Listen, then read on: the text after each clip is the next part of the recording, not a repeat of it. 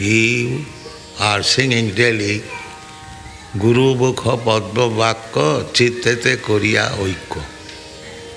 Arna Koriya Mane As. Very simple thing. We are receiving the transcendental knowledge through Guru Parampara, succession. So we have to simply take instruction from Guru, and if we execute that to our heart and soul, that is success.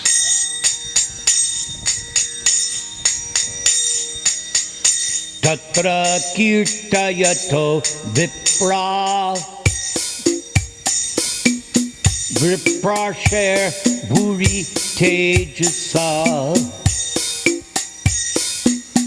aham chadyagamam tatra nivishtasthad anugrahat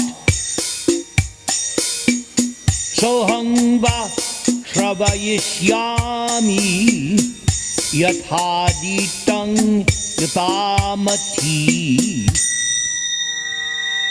Sutta Goswami told the sages of Naimisharanya, headed by Shaunaka Muni, O learned Brahmanas, when Shukadeva Goswami recited Srimad Bhagavatam in the presence of Emperor Parikshit, I heard him with rapt attention, and thus by his mercy I learned the Bhagavatam from that great and powerful sage.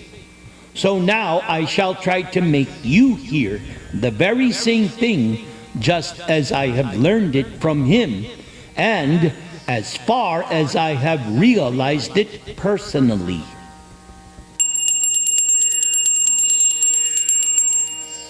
Mahabharata, Part 1, Chapter 10, Draupadi-svayangvara. After a few days' journey, the forest paths brought the Pandavas and Daumya onto the road leading to Panchala. And as they made their way along that broad stone highway, they met a group of Brahmanas. The Brahmanas asked them, "Oh, who are you and where are you going?" Yudhishthir replied, "We are 5 brahmachari celibate students. We have come from Ekachakra along with our teacher." "Oh, that is very good. You should accompany us to Panchala in order to attend Draupadi-svayangvara. The magnanimous King Drupada will be distributing vast wealth to the Brahmanas on behalf of his divine daughter." And so once again, the Pandavas heard of the extraordinary birth and beauty of Draupadi, as well as all details of her impending Swayamvara. All of Kampilia would be celebrating.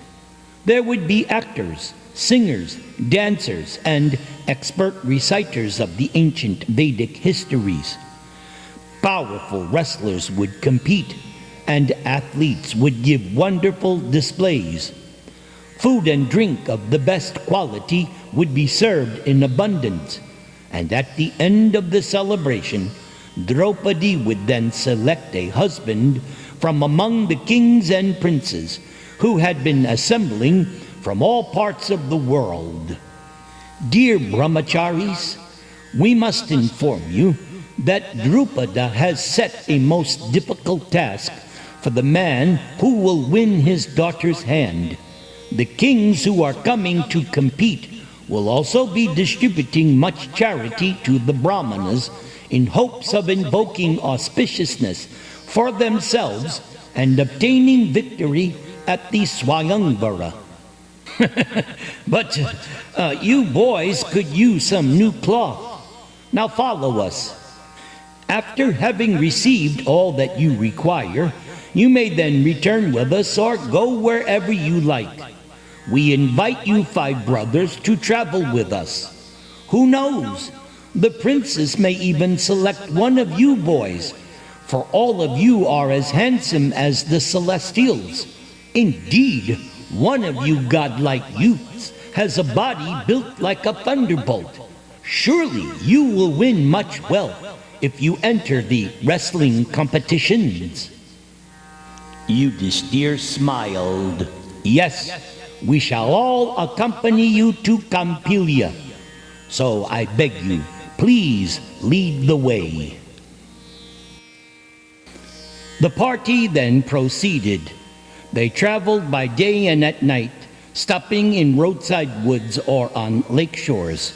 With their gentle speech and amiable behavior, the Pandavas endeared themselves to whomever they met, but no one recognized them.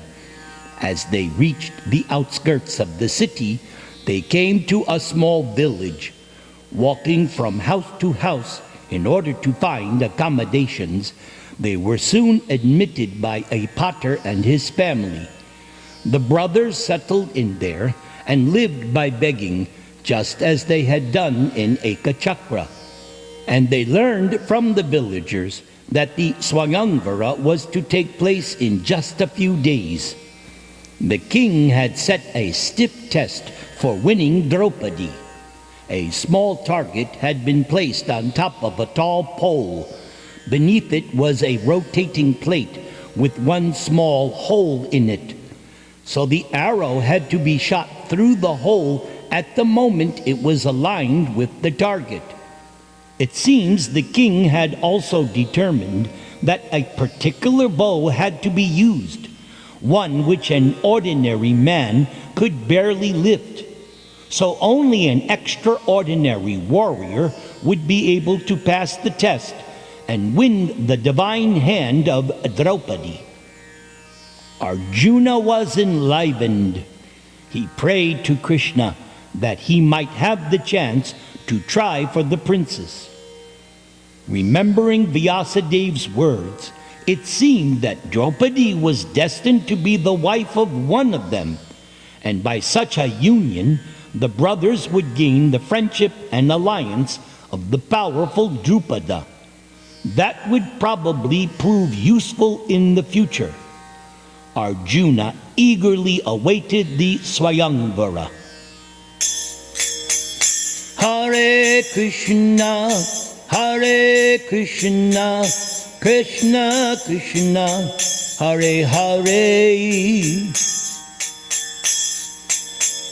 Hare Rama, Hare Rama, Rama Rama, Hare Hare.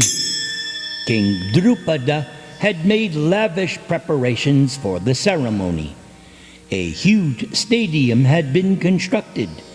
In its massive sandstone walls were 100 gates, each one inlaid with gold and precious gems. Each gate was wide enough to admit crowds passing through. Within the stadium were gently sloping terraces made of coral and lapis lazuli. At the front of these terraces were hundreds of jewel-encrusted thrones arranged for the many monarchs who would be in attendance.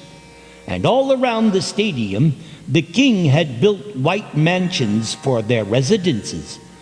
The buildings were many-storied and looked like the cloud-kissing peaks of Mount Kailas. The windows of those mansions were covered with gold lattices, and the walls studded with diamonds and emeralds. Costly rugs were spread on their marble floors. When the day of the Swayamvara arrived, the kings were invited into the stadium. They came through the northern gate and took their seats on the golden thrones. As the monarchs entered, thousands of trumpets blared and kettle drums resounded throughout the stadium. Many rishis, all of them shining like the sun, entered through the eastern gate. The terraces, adorned with countless wreaths and garlands, were filled with Panchala's citizens. And as they flooded into the stadium, the colorfully dressed people made a sound like the roar of the ocean. The scent of black aloe and frankincense wafted through the stadium as everyone settled into their places. The Pandavas then entered along with the Brahmanas and took their place within their midst, unnoticed by anyone. They looked all around the arena. At the head of the assembled kings sat Duryodhana and his brothers, resembling a blazing planet surrounded by 100 bright stars. Bhima felt his anger rising, but Yudhishthir checked him with a glance. They could not risk being discovered just yet. Now the ceremony began. Actors and dancers were entertaining the crowd. Brahmanas were performing fire sacrifices. Drupada was distributing charity. All of this continued for 15 days, and with each day the attendance swelled. The Pandavas were astonished to see the affluence of Drupada. The Panchala king was distributing heaps of gold and gems to the Brahmanas. Now, although dressed as Brahmanas, the Pandavas did not go forward to collect charity. They remained in their places, awaiting the day when Draupadi would appear.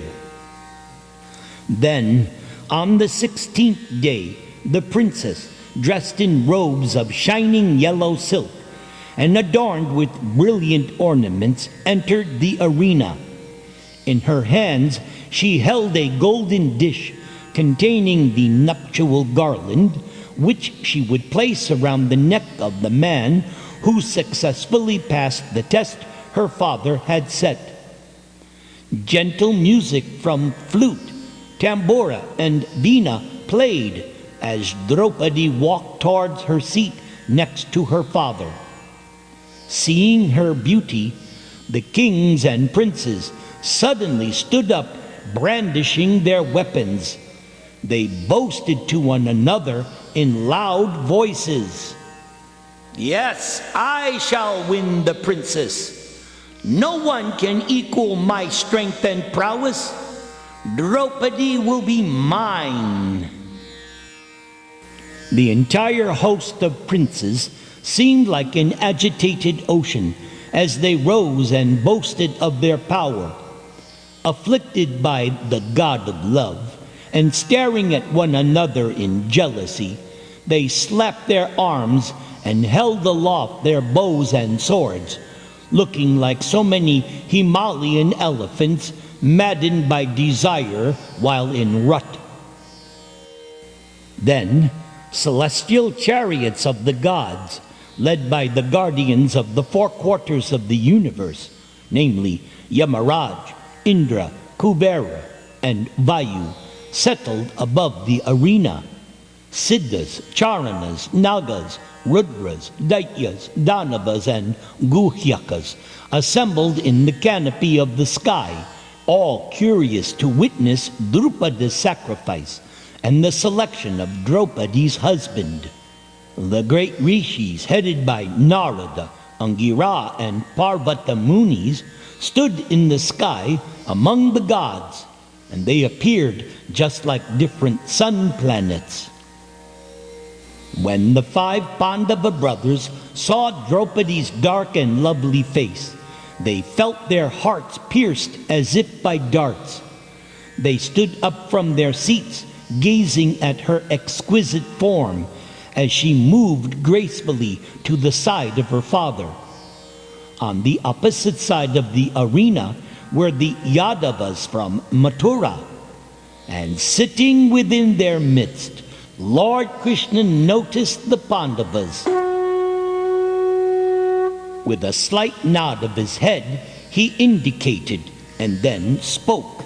"My dear brother Balaram, I had heard a rumor that my cousin survived the fire in Varanavata, and this now seems to be true. What is your opinion?" Balaram carefully observed each of the 5 brothers. There was no doubt they were Kunti's 5 sons.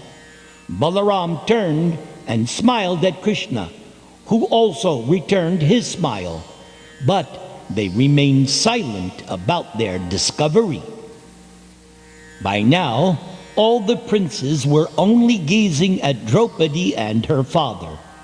No one noticed the Pandavas within their midst. Drupada waved to the princes, and biting their lips in anger and envying each other, They sat down.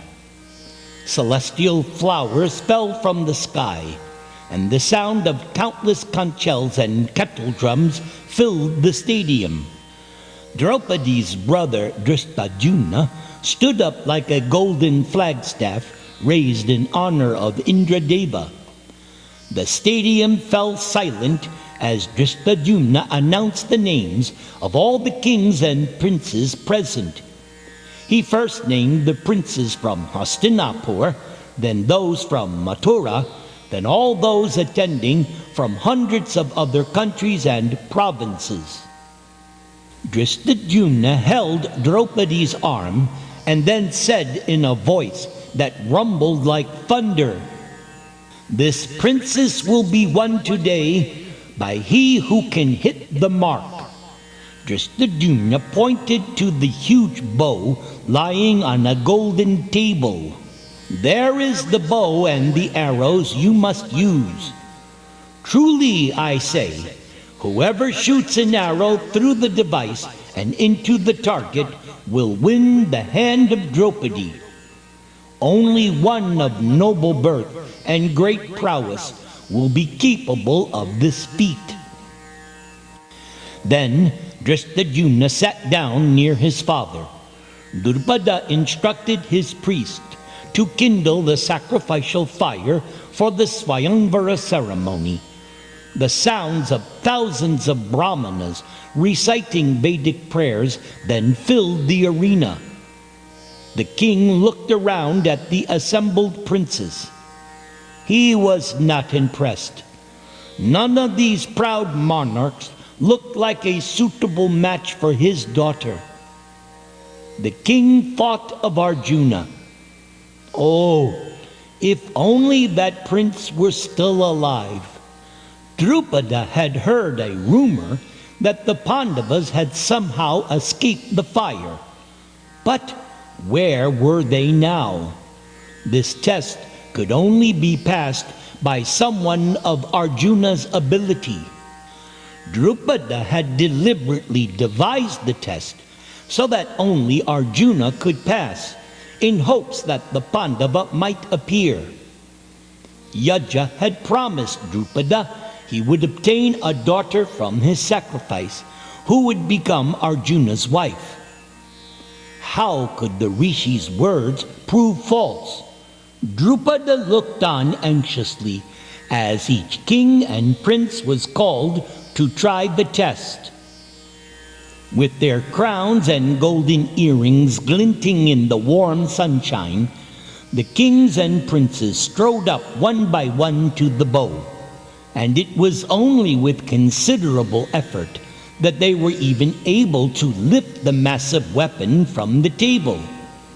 Having somehow managed that, and finally getting it upright, they then had to bend and string it. These kings could not manage the task even in their imaginations. The bow would bend slightly, then spring back with great force. The princes were thrown to the ground, their bodies bruised, and their crowns and garlands scattered. And as they each took their turn, and were humiliated in turn, they returned to their fine golden thrones, straightening their shining ornaments as they walked.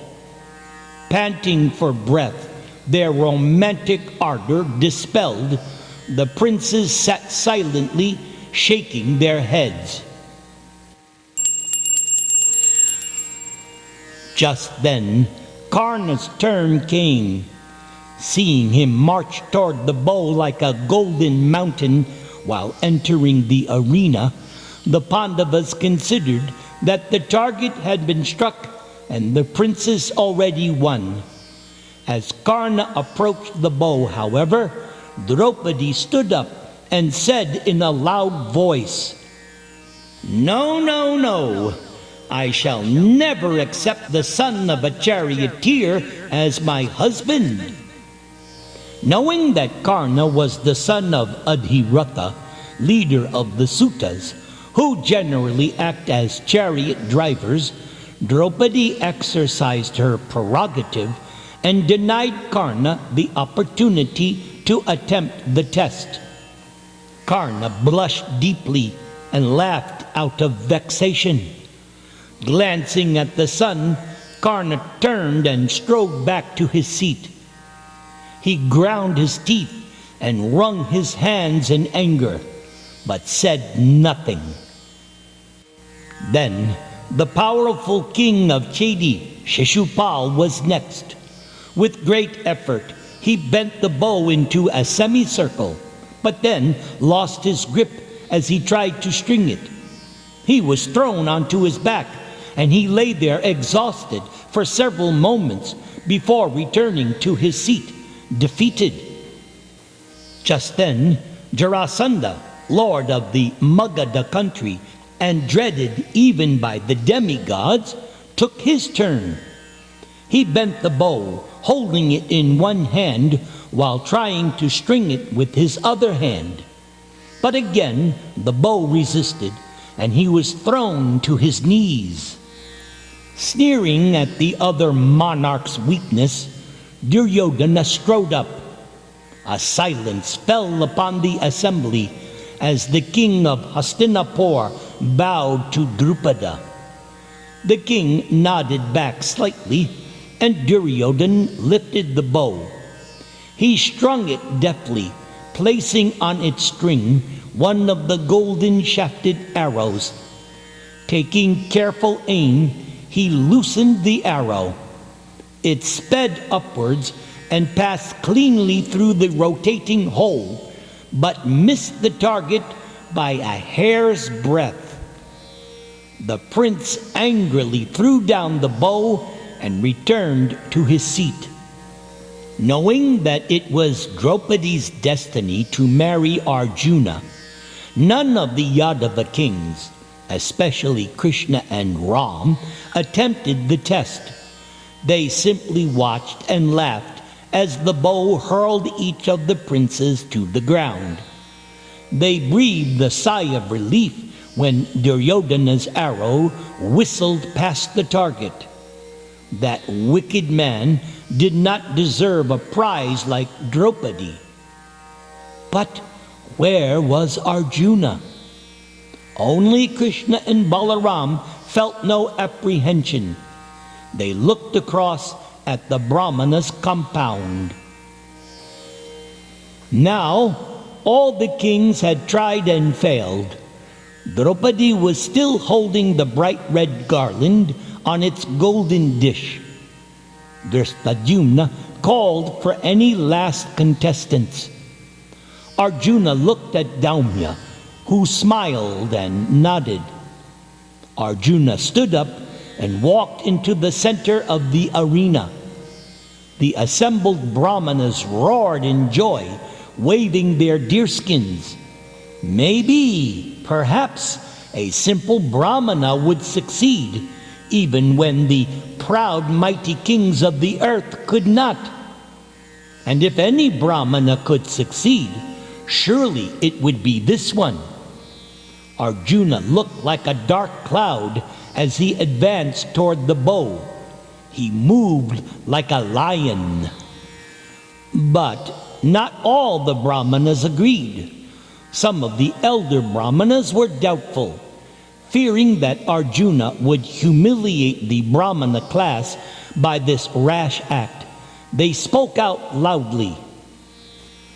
How can one untrained in arms and lacking strength succeed where even the lords of this world have failed? Stop that youth. It is merely out of childish impetuosity or vanity that he is attempting this impossible task. We shall all be made to look ridiculous. But other Brahmanas took exception. No, just look more closely at this boy. His arms and thighs resemble the trunks of mighty elephants. His shoulders are broad, and he appears as powerful as a maddened lion. He may very well succeed. Surely he would not have gone forward if he lacked energy and power. Some of them describe the power of Brahmanas. Whether possessed of physical strength or not, Brahmanas were always powerful by virtue of their spiritual strength. So no Brahmana should ever be disregarded.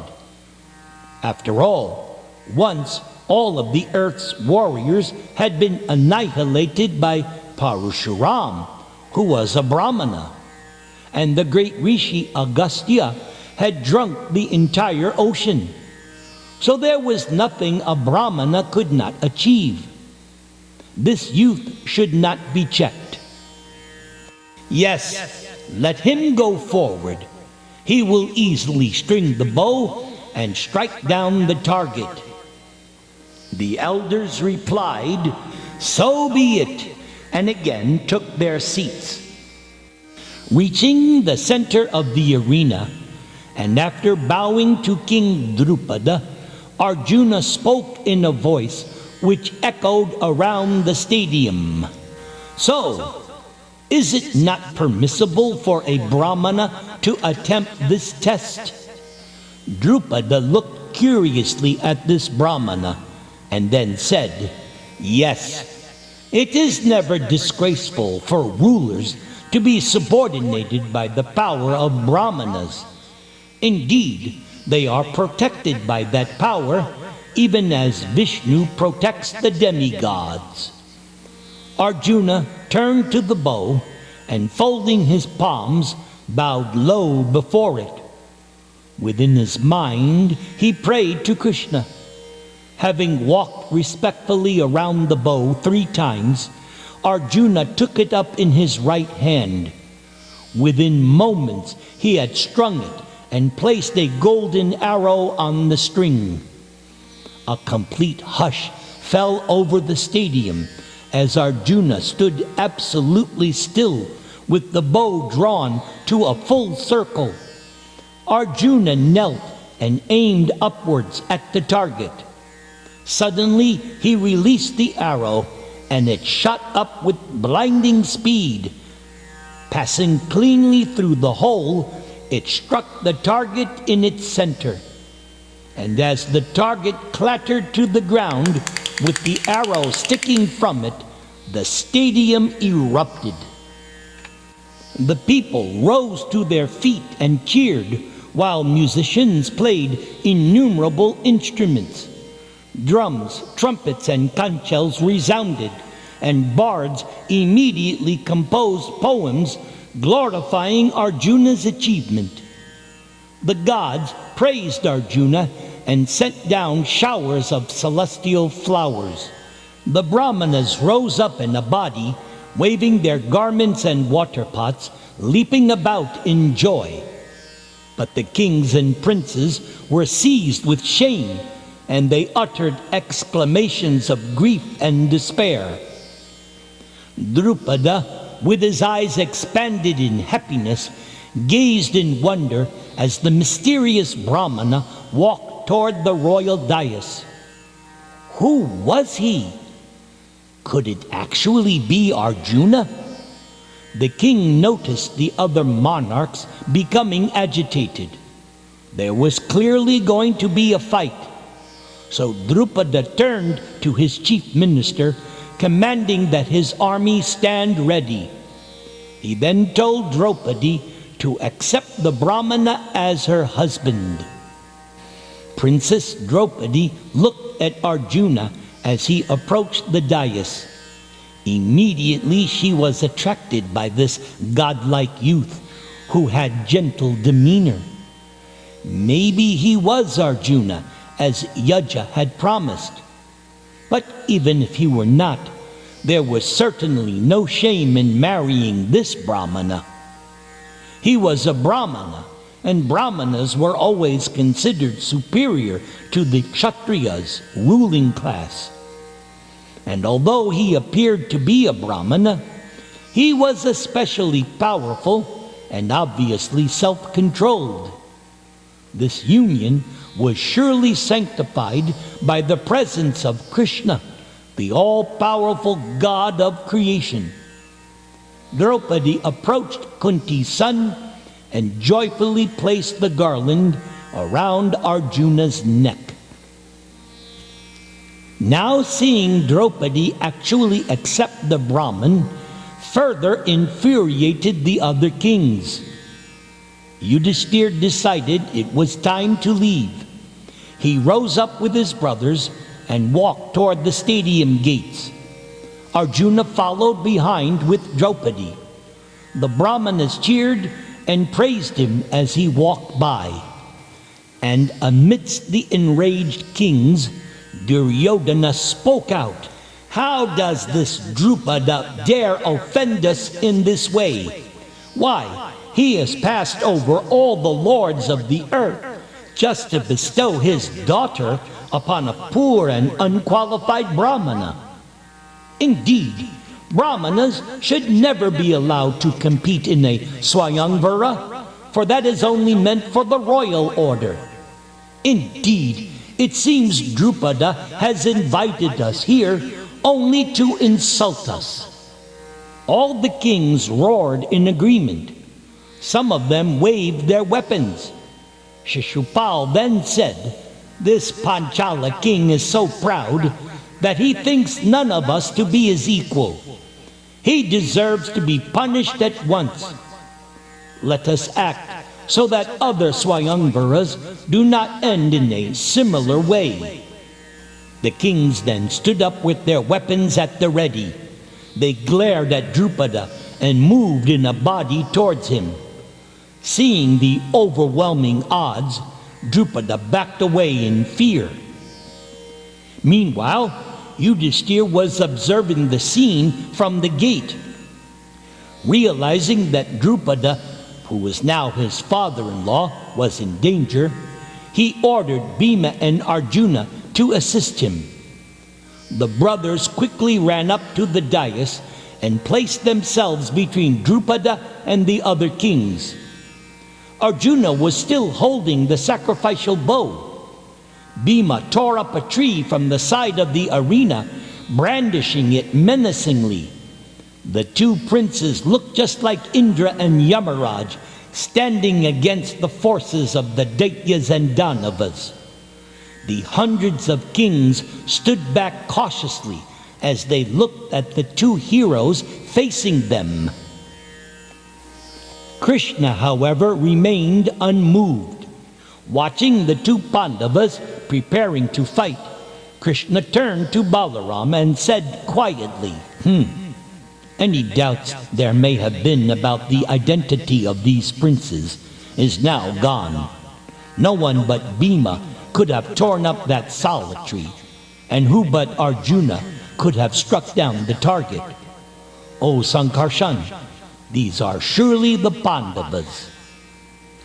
Balaram looked at Bhima and Arjuna as they prepared to ward off the maddened kings.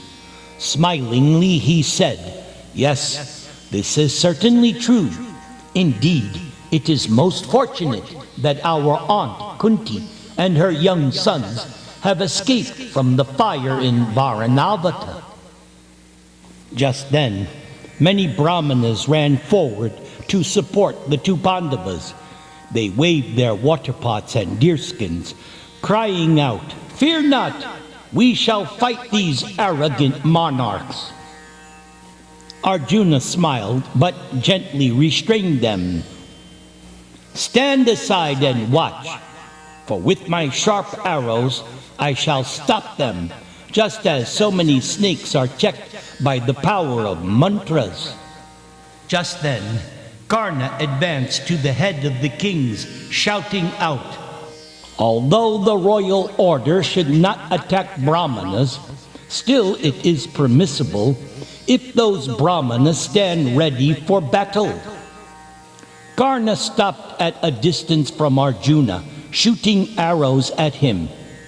Arjuna, who was supplied with a large number of shafts by Drupada's soldiers, immediately countered all of Karna's arrows with his own. King Shalya of Madras fought with Bhima, and they appeared like two huge elephants colliding together. Duryodhana and the other kings contended lightly with the other Brahmanas who still challenged them. They easily held off the ascetic sages, but did not injure them. Arjuna sent a number of swift arrows at Karna. They pierced his limbs and stunned him with their force. Karna looked upon his opponent with surprise. He had not expected such dexterity and martial power coming from a Brahmana. Now, guarding himself more carefully, Karna responded with hundreds of straight flying shafts. But Arjuna once again knocked down all of his arrows before they could even reach him. Seeing his expertise, the other kings cheered Arjuna on. This infuriated Karna. He released thousands of arrows. They filled the air like a flock of golden birds. Still, Arjuna countered them, invoking celestial weapons and creating a mass of arrows which sped towards Karna. The two combatants fought with astonishing skill. As they battled, they called out to one another in the language of heroes. "Behold the strength of my arms! Guard yourself if you can. Why, just see how I counter your moves. Stand ready, for I shall release even more deadly weapons." The other kings stood by and watched with open mouths, praising both warriors as they displayed their skills. Soon, Karna realized he was not to gain the upper hand in this fight, so he stopped his attack and addressed Arjuna in a loud voice. "O best of Brahmanas, I am indeed pleased with your prowess. Are you the science of arms personified? Perhaps you are Parashuram or even Indra, or maybe the infallible Lord Vishnu. But when I am angered, there is no one who can fight with me other than these personalities or the son of Kunti, Arjuna." Arjuna smiled. "I am neither Indra nor Parashuram, nor am I any god or divine being. Know me to be a simple Brahmana who has become proficient in arms by the grace of his guru. Having mastered both earthly and celestial weapons, I stand here ready to vanquish you in battle." Karna lowered his weapons and became pensive. This was no ordinary Brahmana. It would be better to desist from the fight. After all, a Brahmana's spiritual power was always greater than the martial power of a Kshatriya. Even the great king Vishvamitra, although well versed in every divine weapon, could not overpower Vasishtha Rishi, and the Brahmana Parashuram single-handedly defeated all the kings of the earth. Karna bowed to this mysterious Brahmana and turned away from the battle. Elsewhere, Bhima and Shalya were still engaged in a fierce hand-to-hand combat. Locked together, they stamped and rolled about the arena like a pair of maddened elephants fighting for supremacy. Their roars and the sound of their blows filled the stadium. Sometimes pushing, sometimes dragging, and sometimes throwing the other down, they fought with untiring energy. They struck each other with the force of thunderbolts, laughing loudly as they fought. Suddenly, Bhima lifted Shalya high above his head, whirling him around. He threw the king to a distance and left him lying there stunned. But remembering him to be the brother of Madri, his second mother, Bhima did not continue his attack upon Shalya. All the kings were amazed to see both Karna and Shalya matched by the two Brahmanas. They looked in awe upon Bhima and Arjuna, who stood together ready for any further assault. Surely these two are not Brahmanas. Who could fight with Karna except Drona or Arjuna? And who could throw down Shalya other than the mighty Balaram or Bhima? No one could face Duryodhan except the unconquerable Krishna. So, let us establish their lineage before we continue. The other kings agreed. It was not wise to fight with Brahmanas, even if they were offensive. But if these two proved to belong to another class, then the fight could continue with full force. Seeing the kings hesitating, Krishna came forward and spoke to them. O monarchs, the maiden has been fairly and wonderfully won by the Brahmana, so there is no need for further fighting.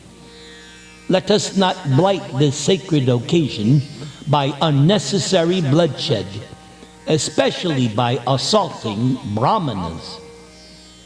And so, with gentle words and arguments, Krishna succeeded in dissuading the kings from any further aggression. Gradually they put away their weapons and left the arena. But as they went out, they talked together in amazement, wondering who the two mighty armed Brahmanas might be.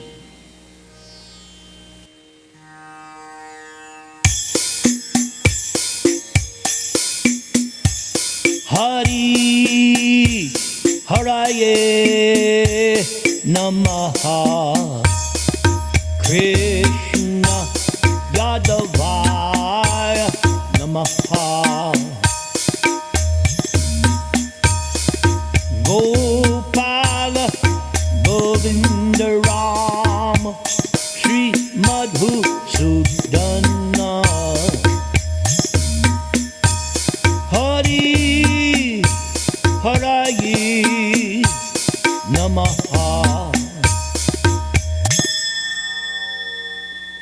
Om Tat Sat.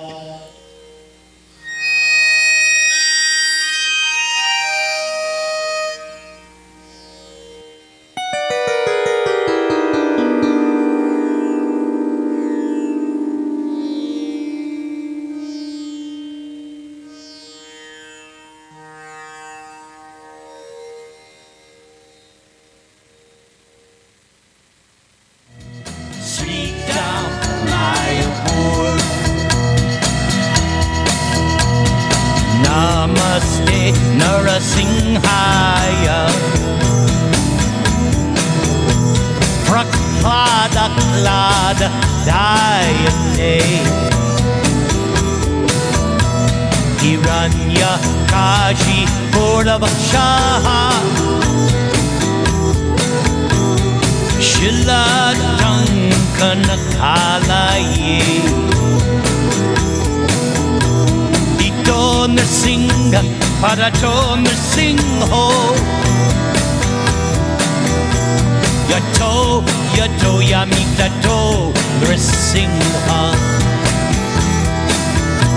Bahi Nrsimho, Hridaye Nrsimho Nrsimham Adim Sharanam Prapadye Nrsimham Adim Sharanam Prapadye Tavakara Kamalavare Nakam Adbhuta Sringam Dalita Hiranyakashipu Tanu Bringam